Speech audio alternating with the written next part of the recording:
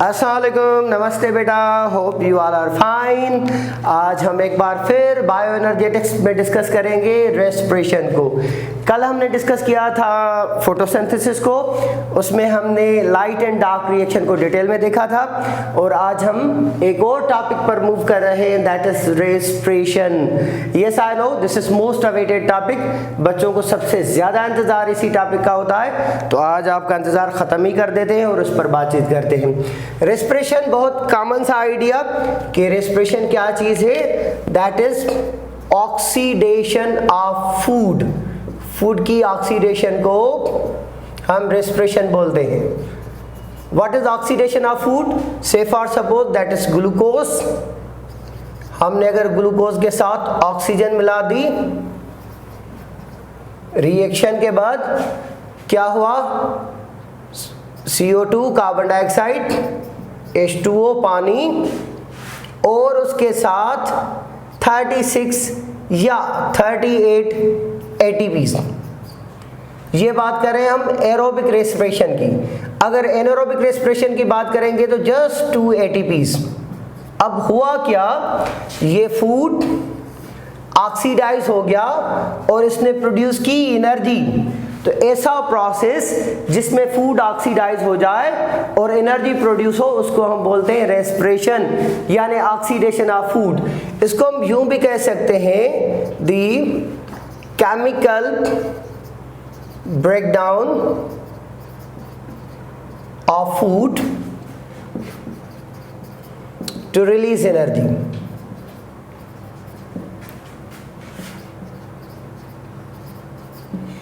Food की chemical breakdown, आप कहेंगे कि सर जब हम फूड को डाइजेस्ट करते हैं वो भी केमिकल ब्रेकडाउन होता है, लेकिन वो केमिकल ब्रेकडाउन क्या है कि कॉम्प्लेक्स फूड को सिंपल कर रहे हैं, उसमें भी एनर्जी रिलीज नहीं हो रही, उसमें कोई ATP प्रोड्यूस नहीं हो रहा। यूँ समझ लें कि हम केमिकल ब्रेकडाउन में कॉम्प्लेक्स फूड की बात नहीं कर रहे हैं, सिंपल फूड की बात करें, मोनोमर्स की बात करें, हम फैटी एसिड की बात करें, हम ग्लूकोज की बात करें, अमीनो एसिड की बात करें। जब simple chemical molecules enzymatic action के बाद ब्रेकडाउन होकर एनर्जी रिलीज करते हैं तो this process is called respiration.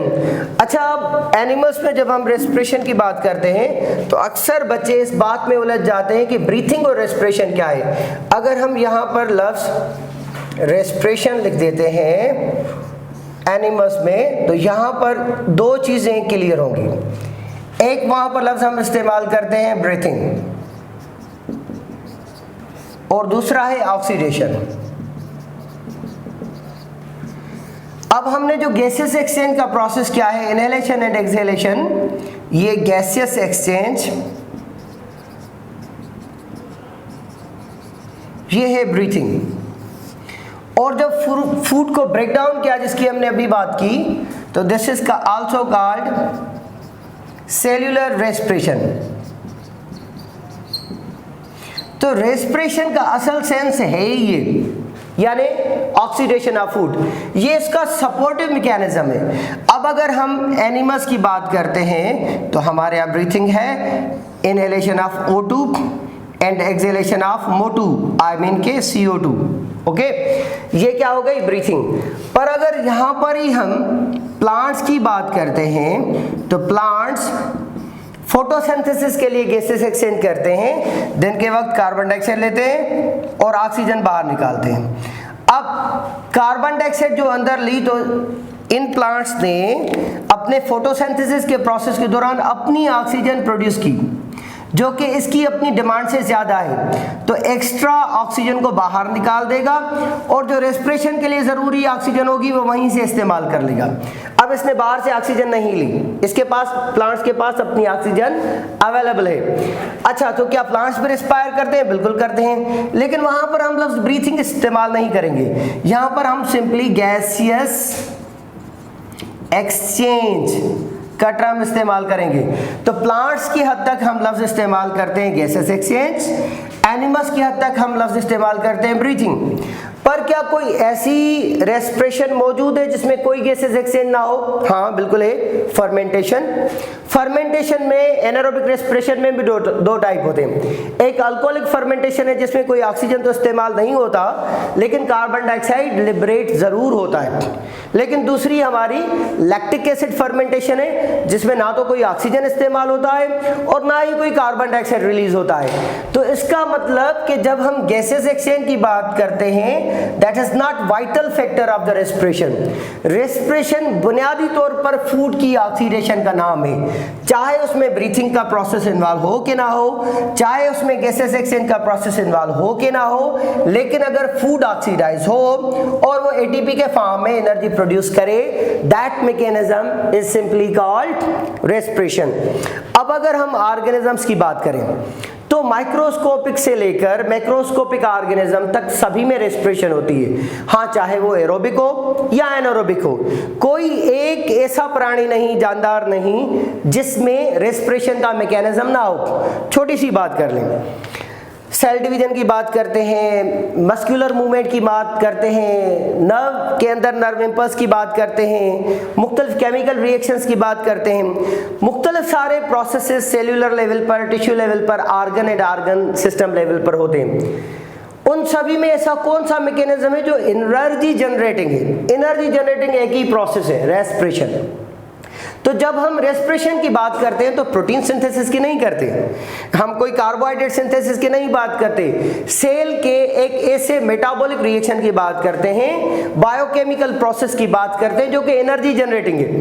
अब वो एनर्जी चाहे मस्कुलर एक्टिविटी में इस्तेमाल हो, वो चाहे एक्टिव ट्रांसपोर्टेशन में इस्तेमाल हो, वो चाहे नर्व इम्पल्स में मिनरल्स को अपनी अपनी जगह पर ले आने की बात करती हो, कोई भी ऐसा प्रोसेस जिसमें एटीपी चाहिए तो वो एटीपी एक ही प्रोसेस है जो कि हमारे सारे बायोलॉजिकल मैकेनिज्म या मेटाबॉलिक या बायोकेमिकल प्रोसेसेस में जो एनर्जी जनरेट करता है, दैट इज रेस्पिरेशन। फोटोसिंथेसिस के अंदर भी एनर्जी प्रोड्यूस होती है एटीपी के फॉर्म में, लेकिन वो खुद अपनी एटीपी खुद ही इस्तेमाल कर लेता है। तो एक ऐसा मैकेनिज्म, बायोकेमिकल प्रोसेस जो कि दूसरी वाइटल एक्टिविटीज के लिए एनर्जी प्रोवाइड करे, दैट इज रेस्पिरेशन। तो आज हम बात करेंगे रेस्पिरेशन की, एरोबिक और एनारोबिक रेस्पिरेशन की, कि किस तरह फूड ऑक्सीडाइज होता है in the presence of oxygen और किस तरह फूड ऑक्सीडाइज होता है in the absence of oxygen, और कौन कौन से केमिकल प्रोसेसेस हैं जो कि रेस्पिरेशन में इन्वॉल्व हैं। तो अब हम आते हैं रेस्पिरेशन के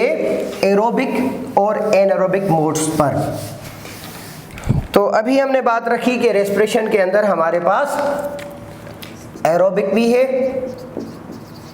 जब हम एरोबिक रेस्पिरेशन की बात करते हैं तो with O2 in the presence of oxygen, oxygen के बगैर ये प्रोसेस नहीं हो पाएगा। और दूसरा कौन सा है? एनएरोबिक, विदाउट O2, ऑक्सीजन के बगैर। अच्छा, जब हम with O2 and without O2 की बात करते हैं तो यहां पर obligate and facultative and same here obligate और facultative organisms हैं। अच्छा, obligate aerobes यानी एरोब्स की कैटेगरी में बात करें, ऑब्लिगेट की मतलब कि ये सिर्फ और सिर्फ ऑक्सीजन की मौजूदगी में सरवाइव कर पाएगा। अगर ऑक्सीजन नहीं होगी तो दे कांट सरवाइव। अच्छा, फैकल्टेटिव का मतलब है कि दे नीड ऑक्सीजन, पर अगर ऑक्सीजन है तो भी चलेगा, विद नो ऑक्सीजन तो भी चलेगा, यानी कि ऑक्सीजन के बगैर भी इसके पास मैकेनिज्म्स मौजूद हैं जिनके बिना पर ये सरवाइव कर पाएंगे। इसी तरह कुछ ऑर्गेनिजम्स ऐसे होते हैं जो कि ऑक्सीजन की गैर मौजूदगी में सरवाइव करते हैं। अगर ऑक्सीजन होगी तो वो उनके मुख्तलिफ एंजाइम्स के साथ रिएक्ट करेगी, मॉलिक्यूल के साथ रिएक्ट करेगी और उसको पॉइजनस बना देगी और ये ऑर्गेनिज्म सरवाइव नहीं कर पाएंगे। तो ये ऐसे ऑर्गेनिज्म हैं जो कि सिर्फ और सिर्फ ऑक्सीजन की अदम मौजूदगी, गैर मौजूदगी में सरवाइव करेंगे, इन द प्रेजेंस सरवाइव नहीं कर पाएंगे। What are facultative anaerobes? ऐसे ऑर्गेनिजम्स जिनको ऑक्सीजन नहीं चाहिए, पर अगर ऑक्सीजन अवेलेबल होगी तो वो उसमें टॉक्सिसिटी क्रिएट नहीं कर पाएगी एंड दे विल सर्वाइव। तो यहाँ पर सिर्फ और सिर्फ नो O2 की बात है, O2 होगा तो मर जाएंगे। यहाँ पर नो O2 भी चलेगा एंड येस O2 भी चलेगा, ठीक है, दोनों चलेंगे। लेकिन प्राइमरीली क्या है, they do not need oxygen. यहाँ पर प्राइमरीली क्या है, दे नीड ऑक्सीजन, ये फर्क है, ठीक है। तो प्रेफरेबली दोनों का साइटोप्लाज्मिक एनवायरनमेंट और उनकी डिमांड्स अलग हैं। तो इस तरह जब हम बात करते हैं तो एक हमारे पास एरोबिक रेस्पिरेशन आ जाती है और दूसरी हमारे पास एनारोबिक रेस्पिरेशन आ जाती है। दूसरा थोड़ा सा फर्क करते चलें तो एरोबिक रेस्पिरेशन में प्रोकैरियोटिक ऑर्गेनिज्म के अंदर एटीपीज प्रोड्यूस होते हैं 38 एटीपीज, और यूकैरियोटिक की बात करेंगे तो 36 एटीपीज। अब ये दो एटीपीज का फर्क क्यों है, जब हम इसके बाकी डिटेल्ड प्रोसेस में जाएंगे तो वहां पर डिस्कस करेंगे कि why 38 ATPs in prokaryotic organisms, these are for prokaryotic, और व्हाई 36 इन यूकैरियोट्स, ठीक है। अच्छा, जब हम एनारोबिक रेस्पिरेशन की बात करते हैं तो जस्ट 2 एटीपीज आर प्रोड्यूस्ड, सिर्फ 2 एटीपीज, यानी कि यहाँ पर हम जैसे कि बहुत सारा सब्सटेंस का ज़िया कर रहे हैं, बहुत कम एटीपीज प्रोड्यूस कर रहे हैं। तो इस किस्म के प्रोसेस में सिंपलर ऑर्गेनिजम्स को, स्पेशली बैक्टीरिया एंड फंजाई के कुछ मेंबर्स को ज़्यादा मॉलिक्यूल एग्जॉस्ट करने पड़ेंगे ग्लूकोज के अपनी डिमांड पूरी करने के लिए। लेकिन इस किस्म का प्रोसेस प्राइमरली है। अगर इन दोनों में से पूछा जाए कि कौन सा है जो कि प्रिमिटिव है, तो एरोबिक रेस्पिरेशन का प्रोसेस बहुत देर से आया था। धरती पर जो सबसे पुराना रेस्पिरेशन का मेथड है वो एनारोबिक ही है, और जो सबसे प्राइमरी ऑर्गेनिजम्स है वो एनारोबिक है। और अब के दौर में बहुत सारे बैक्टीरिया, बहुत सारे फंजाई अभी तक एनारोबिक रेस्पिरेशन करते हैं, लेकिन खास तौर पर जो एंडोपेरासाइट हैं हमारी बॉडी के अंदर मौजूद होते हैं, जिस तरह फ्लैटवर्म्स वगैरह जो कि डीप बॉडी टिश्यूज में होते हैं, उनके पास ऑक्सीजन नहीं पहुंच पाती, वो भी एनारोबिक रेस्पायर करते हैं। इसी तरह प्लांट्स की जो रूट्स बहुत ज्यादा डेप्थ में होती हैं सॉइल के अंदर, वहां पर ऑक्सीजन की अवेलेबिलिटी नहीं होती, तो प्लांट्स की रूट्स बआसानी एरोबिक के बजाय एनारोबिक रेस्पिरेशन करती हैं और वहां पर सरवाइव कर जाती हैं। इवन हमारी बॉडी में जब हम अपनी ऑक्सीजन जितनी बॉडी में लेते हैं उससे ज़्यादा एटीपी कंज्यूम करते हैं, तो ऑक्सीजन की अगर हम कंजप्शन से ज़्यादा एटीपी इस्तेमाल करेंगे तो वो एटीपी कहाँ से आ रहा है, वो एटीपी हम एनारोबिक रेस्पिरेशन से लेते हैं। तो हम प्रिंसिपली तो एरोबिक ऑर्गेनिज्म हैं, लेकिन हम एनारोबिक रेस्पिरेशन भी करते हैं, हम लैक्टिक एसिड की फर्मेंटेशन भी करते हैं और वहाँ से भी एनर्जी इस्तेमाल करते हैं। तो जो हमारे बॉडी में फटीग का प्रोसेस होता है, जो टायरिंग इफेक्ट पैदा होता है, वो लैक्टिक एसिड की डिपोजिशन की वजह से ही होता है। तो हमने बात की कि रेस्पिरेशन क्या चीज है, ऑक्सीडेशन ऑफ फूड, और उस ऑक्सीडेशन ऑफ फूड में ऑक्सीजन का होना जरूरी नहीं है। अगर ऑक्सीजन अवेलेबल है तो एरोबिक, नहीं है तो एनारोबिक। जो सबसे पुराना तरीका है वो एनारोबिक है, जो एडवांस तरीका है वो एरोबिक है। एरोबिक में एक ग्लूकोज मॉलिक्यूल से हम 38 से 36 मॉलिक्यूल्स प्रोड्यूस कर देते हैं एटीपी के, और एनारोबिक में सिर्फ 2 प्रोड्यूस करते हैं। अच्छा, अब बाकी प्रोसेसेस पर चलते हैं। तो जब हम एनारोबिक रेस्पिरेशन की बात करेंगे तो सिर्फ 2 प्रोसेसेस हैं इसमें। पहला ग्लाइकोलाइसिस। अब ग्लाइकोलाइसिस क्या चीज है, सेल के साइटोप्लाज्म में, साइटोसोल में ग्लूकोज का मॉलिक्यूल, एक glucose molecule, 1 glucose, this breaks into 2 pyruvates और पायरुविक एसिड्स, यानी कि एक C6 कंपाउंड, 6 कार्बन वाला कंपाउंड 2-3 कार्बन के कंपाउंड के मॉलिक्यूल्स यानी पायरुवेट या पायरुविक एसिड में कन्वर्ट हो जाएगा, यानी ग्लूकोज लाइसिस करेगा, ब्रेक डाउन होगा। और इस प्रोसेस में हमें 2 एटीपी और 2 NADPH as a net product मिलते हैं। तो एक तो ये प्रोसेस है ग्लाइकोलाइसिस, जो कि एरोबिक रेस्पिरेशन में भी मौजूद है, एनारोबिक में भी है, कॉमन है। दूसरा एनारोबिक रेस्पिरेशन में है फर्मेंटेशन, जिसको ही हमने एनारोबिक रेस्पिरेशन का नाम दिया था। अब फर्मेंटेशन के अंदर जाएंगे तो नो नीड ऑफ ऑक्सीजन। इसमें हमारे पास इथाइल अल्कोहल का मीन्स अल्कोहलिक फर्मेंटेशन भी है। तो हमारे पास नॉन अल्कोहलिक यानी कि लैक्टिक एसिड, लैक्टिक एसिड की फर्मेंटेशन भी है। अल्कोहलिक फर्मेंटेशन में कार्बन डाइऑक्साइड रिलीज होता है, CO2 लिबरेट होगा और इसके अंदर नो CO2 लिबरेशन, यानी कोई भी कार्बन डाइऑक्साइड रिमूव नहीं होगा, लिबरेट नहीं होगा।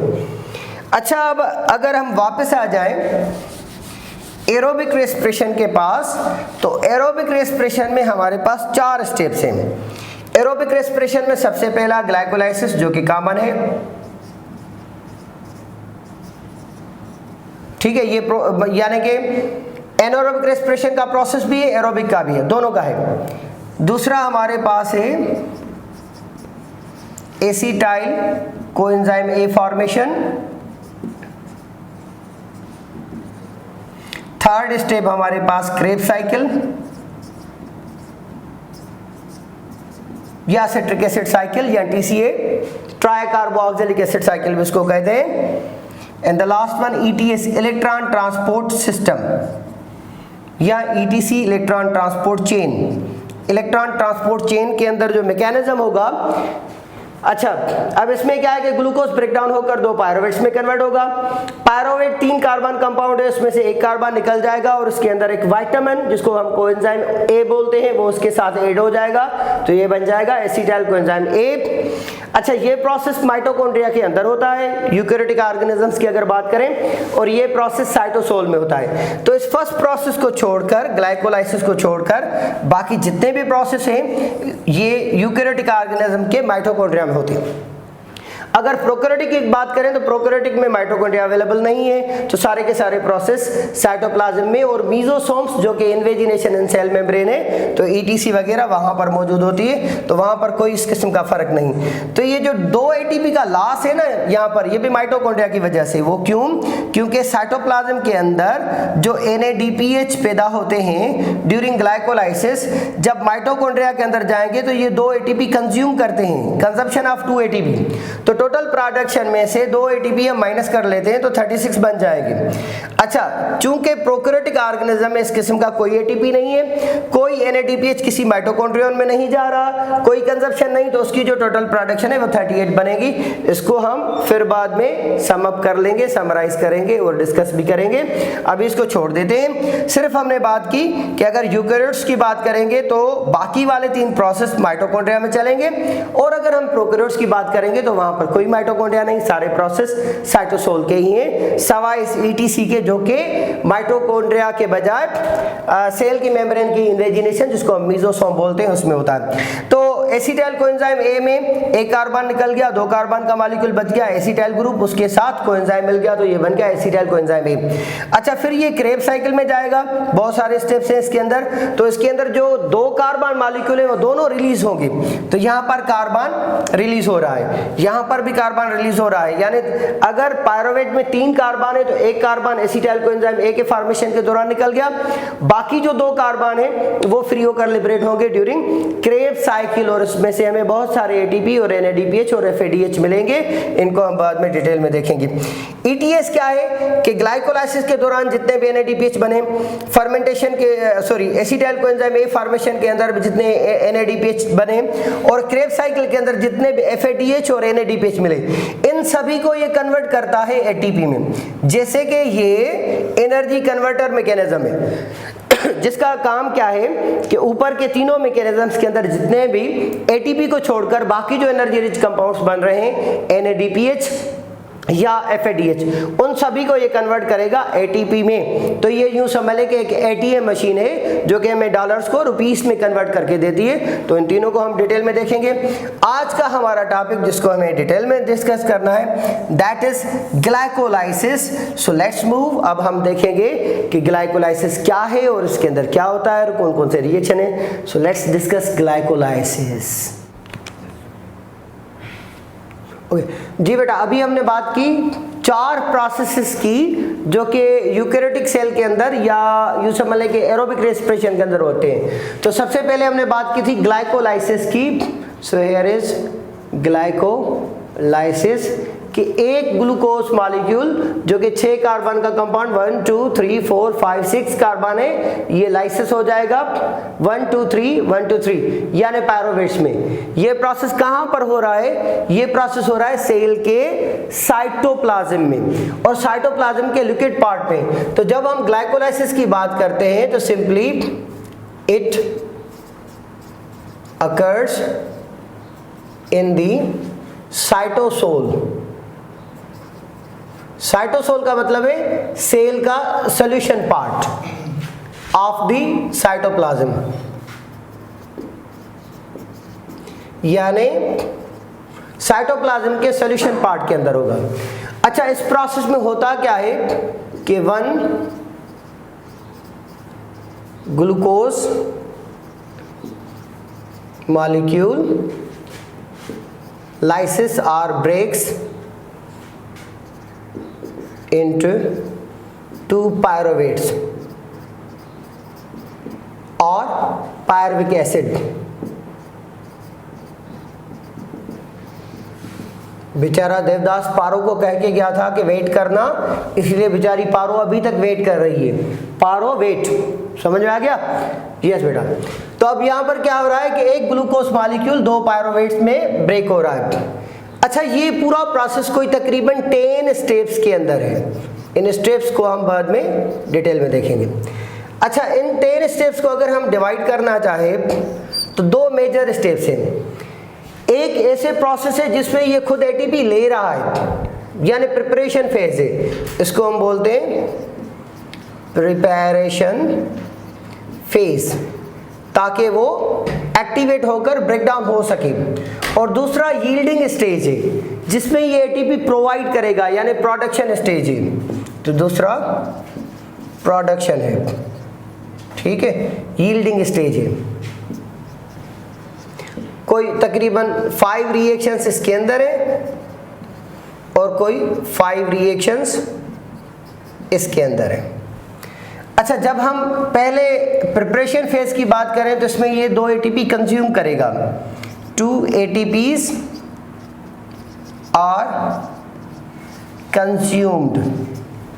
अच्छा, उसके बाद दूसरे स्टेज में 4 ATP प्रोड्यूस करता है। 4 ATPs आर प्रोड्यूस। अच्छा, तो अब नेट एटीपी प्रोडक्शन क्या बनेगी? नेट एटीपी प्रोडक्शन बनेगी 2। नेट एटीपी प्रोडक्शन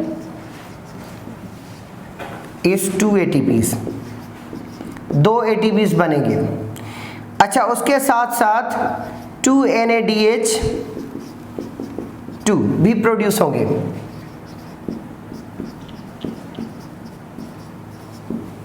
ठीक है। अच्छा, अब अगर इसकी हम समरी बना लें तो लेट्स हैव अ समरी।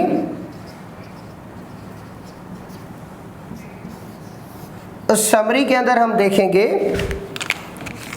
कि what are consumed during this process and what are produced.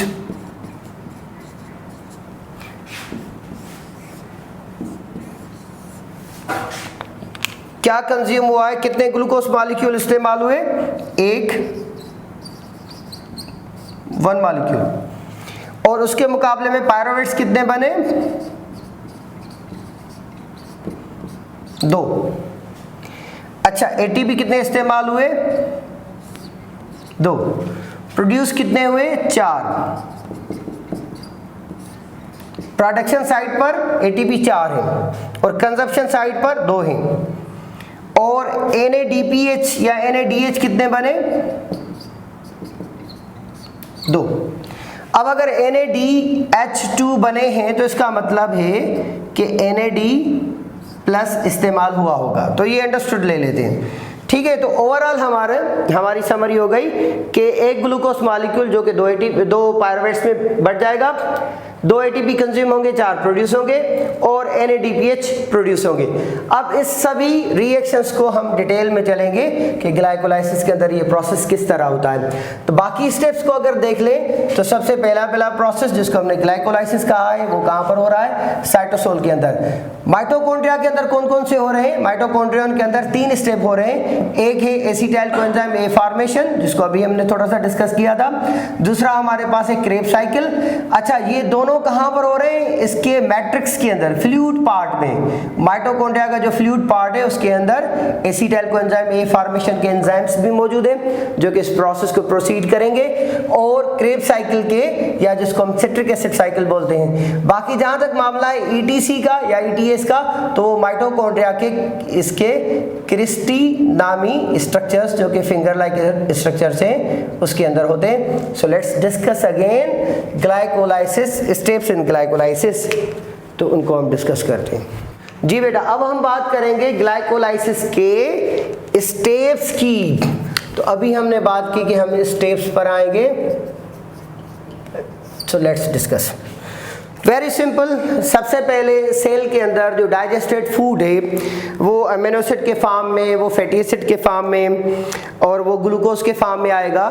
तो जब ग्लूकोज के फॉर्म में आता है तो दैट इज C6H12O6, मतलब के कार्बन के 6 मॉलिक्यूल। ठीक है, तो बाकी इसका पूरा फार्मूला इधर लिख लेते हैं, C6H12O6 दैट इज ग्लूकोज।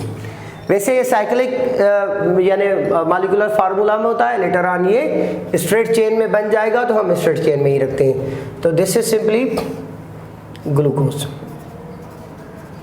अब ये ग्लूकोज इनर्ट मॉलिक्यूल है, जब तक ये फास्फोरिलाइज नहीं होगा ये फर्दर केमिकल रिएक्शन में एक्टिवेट नहीं होगा।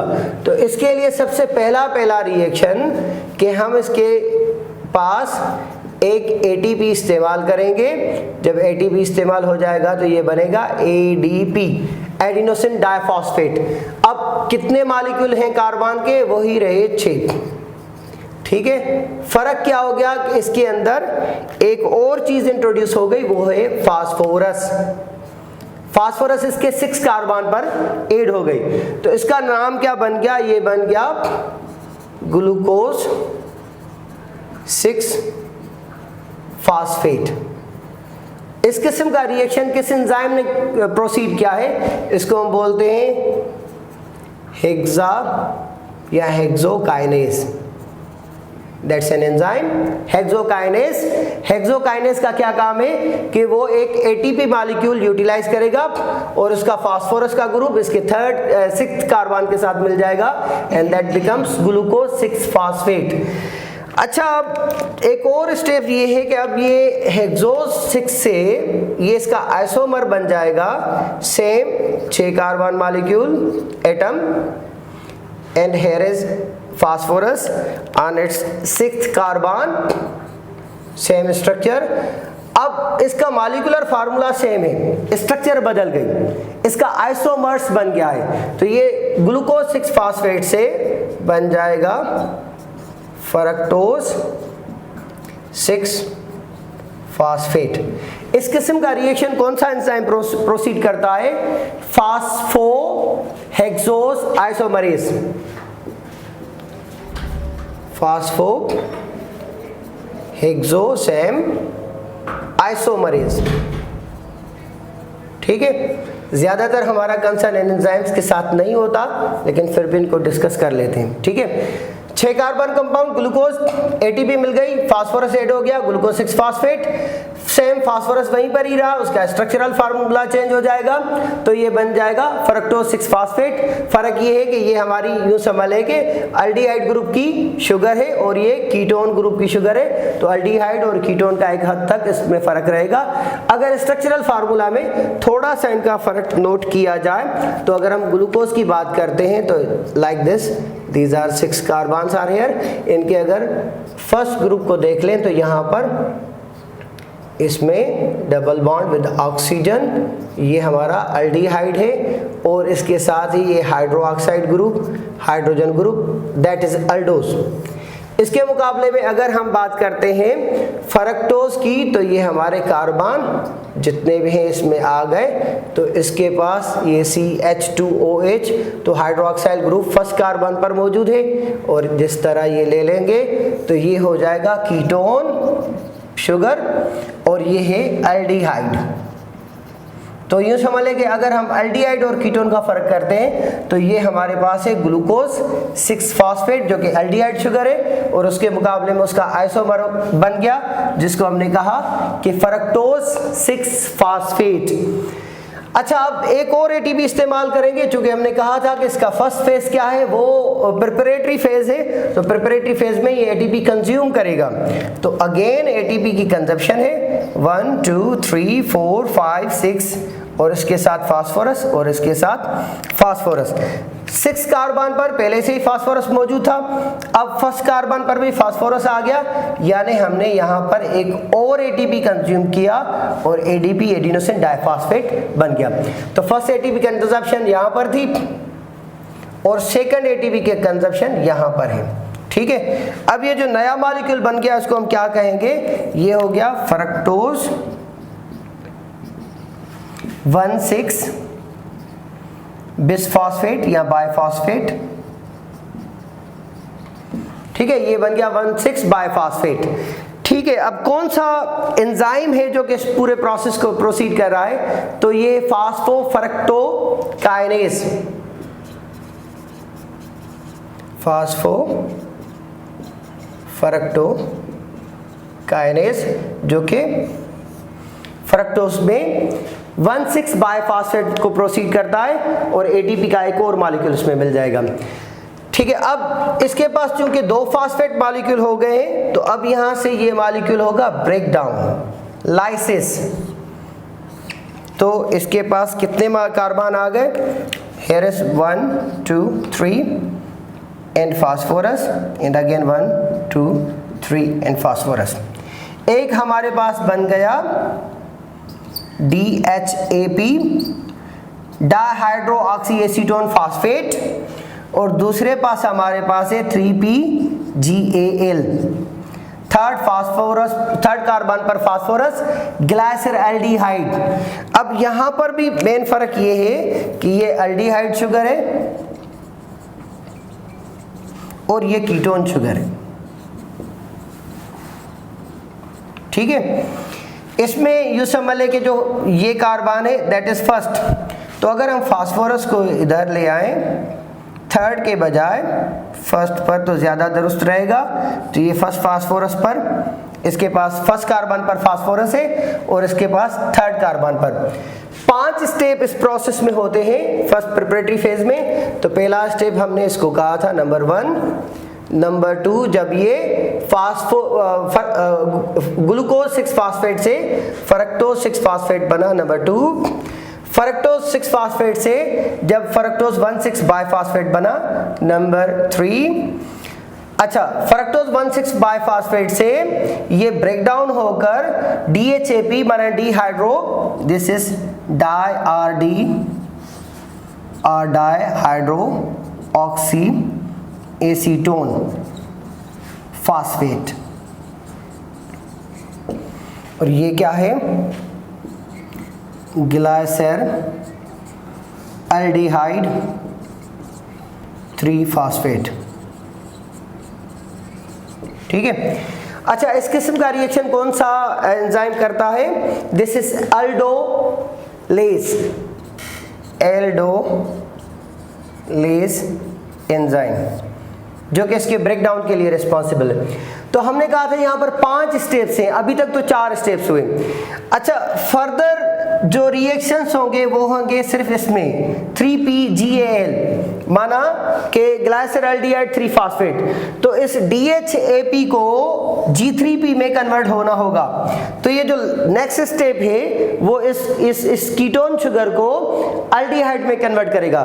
तो यानी कि ये दोनों के दोनों सेम हो जाएंगे 3PGAL, तो इसके 2 मॉलिक्यूल बन जाएंगे और ये खत्म हो जाएगा, यानी कि ये इसमें कन्वर्ट हो जाएगा। वैसे ये दोनों एक दूसरे के आइसोमर हैं और ये इंटर कन्वर्टेबल हैं, दोनों एक दूसरे में कन्वर्ट हो सकते हैं, लेकिन जब तक DHAP G3P में कन्वर्ट नहीं होगा तो फर्दर स्टेप प्रोसीड नहीं होंगे।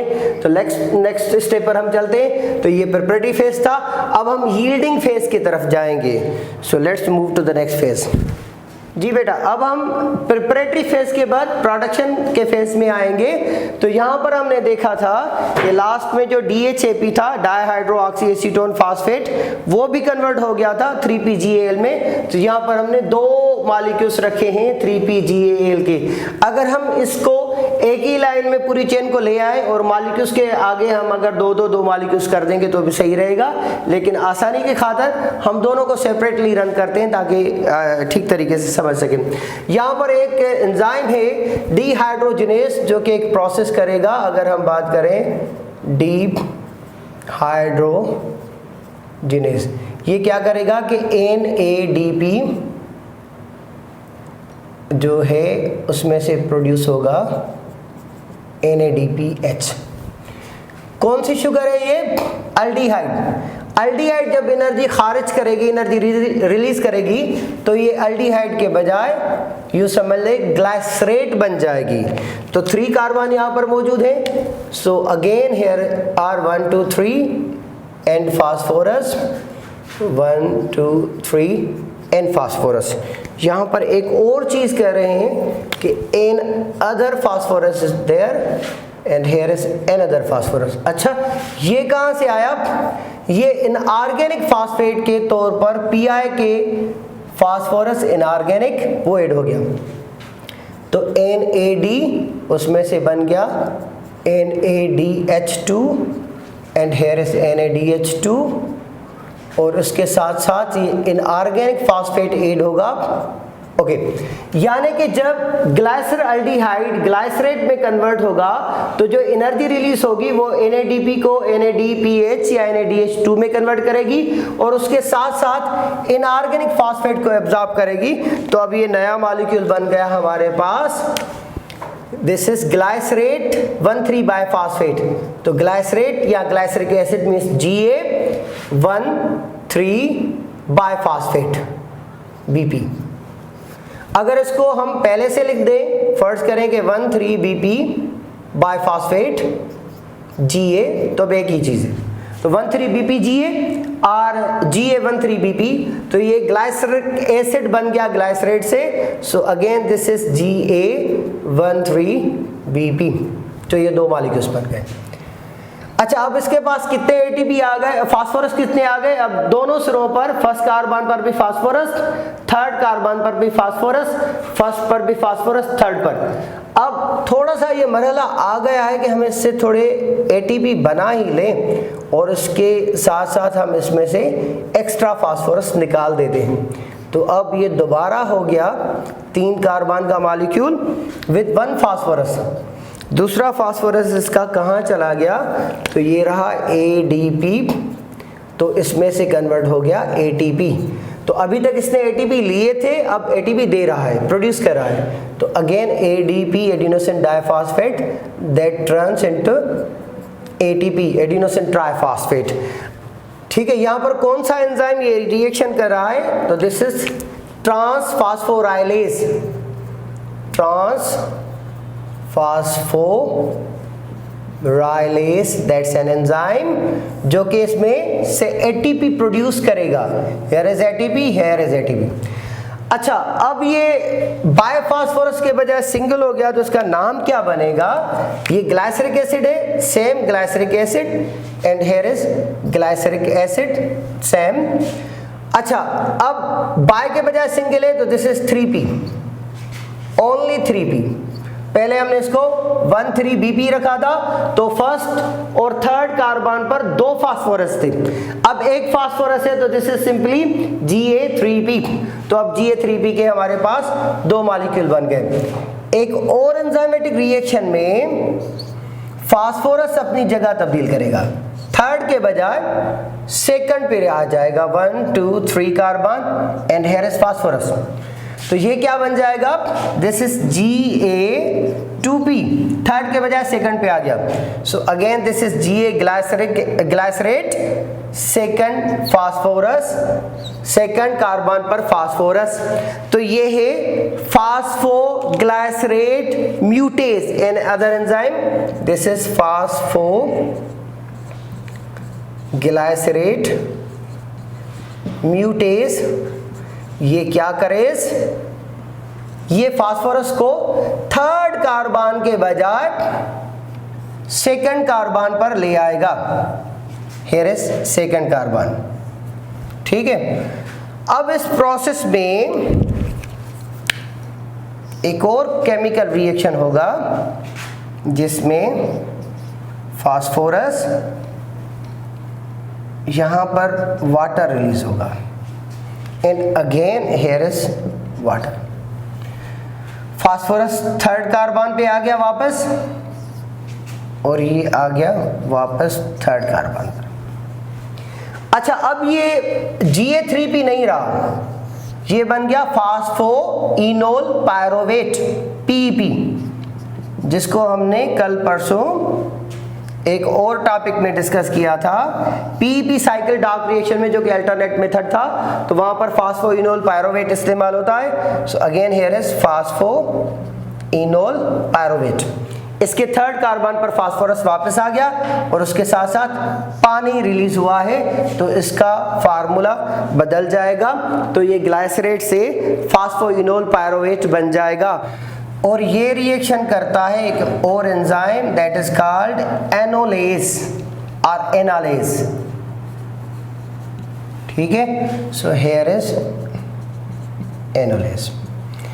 द लास्ट स्टेप, अब ये जो फास्फोइनोल पायरोवेट है, इसके पास अभी एक और फास्फोरस है। अब इस आखिरी फास्फोरस को भी अलविदा कहते हैं, 1 2 3 carbon, and here is 1 2 3 carbon. तो ADP से बन गया ATP, and here is ADP से बन गया ATP, ठीक है, एडिनोसिन ट्राइफॉस्फेट। तो ये जो लास्ट मॉलिक्यूल हमारे पास आ गया, this is C3H4O3, that's C3H4O3, and this is called pyruvate or pyruvic acid। अब इसको अगर थोड़ा सा रिपीट कर लें, तो हमने कहा था कि ग्लाइकोलाइसिस क्या है, जिसमें से एक ग्लूकोज मॉलिक्यूल दो पायरुवेट मॉलिक्यूल्स में कन्वर्ट हो जाएगा। तो yes, one glucose molecule is being broken down into two pyruvate molecules, and this whole reaction takes place in two major categories. One is preparatory phase where 2 ATPs are being consumed, and other is yielding or production phase where 4 ATPs, 1 2 3 and 4 ATPs are produced and 2 NADPH are produced. Yes, these are 2 NADPH, जिनको अगर हम convert करेंगे बाद में तो हर एक में से 3-3 ATPs मिलेंगे। तो 5 स्टेप्स हो गए थे प्रिपरेटरी फेज के अंदर और 5 स्टेप्स हो गए थे यील्डिंग फेज के अंदर। तो इस तरह ग्लाइकोलाइसिस, जो कि एक प्रोसेस जो कि प्रोकैरियोटिक यूकैरियोटिक सभी में होता है, और ये साइटोसोल के अंदर यानी साइटोप्लाज्म के सॉल्यूशन पार्ट के अंदर होगा, और ये एरोबिक और एनारोबिक रेस्पिरेशन दोनों के अंदर लाजमी है, इसलिए हम इसको बोलते हैं ये रेस्पिरेशन का यूनिवर्सल प्रोसेस है। आइदर एरोबिक रेस्पिरेशन और एनारोबिक रेस्पिरेशन दोनों के अंदर ये मौजूद है। सबसे पहले एक ग्लूकोज मॉलिक्यूल जो कि हेक्सोकाइनेज की वजह से, एंजाइम की वजह से रिएक्शन में आएगा और एटीपी को कंज्यूम करेगा, तो 6 नंबर कार्बन पर फास्फोरस आ जाएगा, तो ये बन गया ग्लूकोज 6 फॉस्फेट। देन इसी ग्लूकोज का आइसोमर बन जाएगा फास्फोहेक्सो आइसोमरेज की वजह से, और ये ग्लूकोज के बजाय फ्रक्टोज 6 फॉस्फेट बन गया। अभी तक यहाँ पर एक फास्फोरस था, एक और एटीपी इस्तेमाल किया तो इसके फर्स्ट कार्बन पर भी एक और फास्फोरस आ गया, तो ये बन गया फ्रक्टोज 1,6 बाइफॉस्फेट। अब इसको क्लीव करेंगे, ब्रेक डाउन करेंगे 3-3 कार्बन के मॉलिक्यूल में, तो यहाँ पर 1 2 3 कार्बन और फर्स्ट कार्बन पर फास्फोरस ये रहा, जिसको हमने डाइहाइड्रोऑक्सी एसीटोन फास्फेट कहा था, जो कि एक कीटोन शुगर थी। उसके मुकाबले में दूसरा मॉलिक्यूल जिसके थर्ड कार्बन पर फास्फोरस है, जिसको हमने ग्लाइसरल्डिहाइड कहा था, और 3 फास्फेट यानी थर्ड कार्बन पर फास्फोरस है, जो कि एल्डोस शुगर है। यहां से लफ्ज से ही एल्डिहाइड से पता चलता है। उसके बाद लास्ट स्टेप, ये जो DHAP है इसको भी बाद में G3P में कन्वर्ट होना पड़ेगा, तो दोनों जगह पर हमने G3P रखे हैं। अब यहाँ पर एक और एंजाइम की वजह से, जिसको हम डिहाइड्रोजिनेज कहते हैं, जो कि NAD से NADPH प्रोड्यूस करेगा, यानी इस केमिकल रिएक्शन होंगे इसके अंदर, और इसमें से जो एनर्जी निकलेगी वो NADP को NADPH में कन्वर्ट करेगी, और उसके साथ साथ इनऑर्गेनिक फास्फोरस ऐड हो जाएगा। तो पहले इसके पास सिर्फ एक फास्फोरस था, अब 2 फास्फोरस आ गए, तो ये ग्लाइसरल्डिहाइड से ग्लाइसरेट बन गया, और सिंगल फास्फोरस से डबल फास्फोरस का मॉलिक्यूल बन गया। तो दिस टर्न्स इनटू GA13BP। अब ट्रांसफास्फोग्लाइसरेट एक अनदर एंजाइम है, जो कि इसमें से ये फर्स्ट वाला फास्फोरस निकाल देगा, तो ADP में से ATP बन गया। एक ATP यहाँ पर प्रोड्यूस होगा, एक ATP यहाँ पर प्रोड्यूस होगा, तो 2 ATP प्रोड्यूस होंगे। थर्ड कार्बन का फास्फोरस अभी तक मौजूद है, फर्स्ट फास्फोरस इसमें से रिलीज हो गया।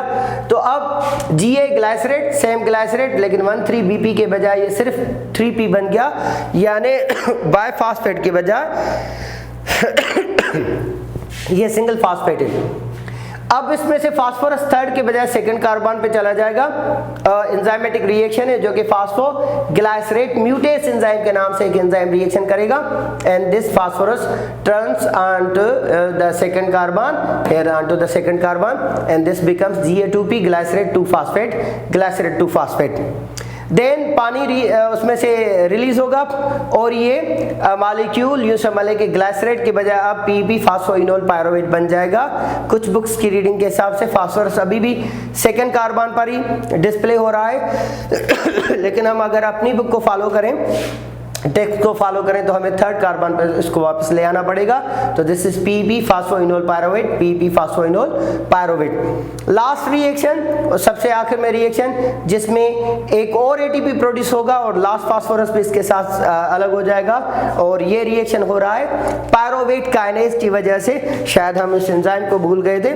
The last one is pyruvate kinase.